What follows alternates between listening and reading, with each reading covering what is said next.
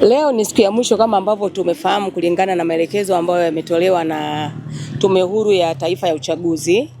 Wananchi wamepata fursa siku takriban 7 za kuweza kwenda kuhakiki taarifa zao pamoja na kujiandikisha. Kwa mfano kama mimi nimekuja kujiandikisha, yani mimi nimekuja kufanya hamisho ya taarifa zangu kutoka nilikopigia kura mwaka 2020. Kwa hiyo kwa mwaka huu panapo majali wa Mwenyezi Mungu mimi nitapiga kura nikiwa mkoa wa Manyara, wilaya ya Babati hapa kwenye kata hii ya Babati.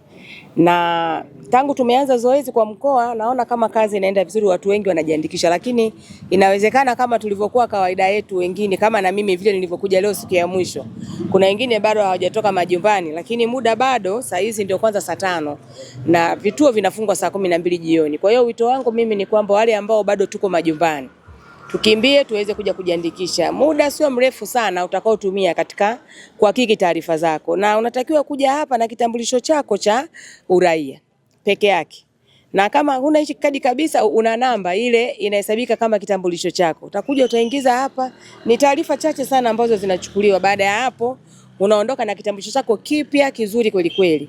Kwenye mkoa wetu kama ilivyokuwa mwaka jana wakati tunafanya kampeni za uchaguzi wa serikali za mitaa, wote mlishuhudia amani, utulivu, umoja na mshikamano na kampeni za kistaarabu, lakini hata kula zilipigwa kwa utulivu na ustaarabu.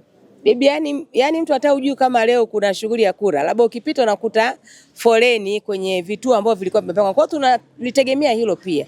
Lakini ukiangalia watu ambao wamepanga hapa foleni, kama hali iko hivi kutokea siku ya kwanza mpaka leo siku ya 7, maana yake ni kwamba wananchi wa mkoa wa Manyara wamekusudia na wameamua kwa dhati yao ya moyo kwenda kutimiza takwa lao la kikatiba la kupiga kura.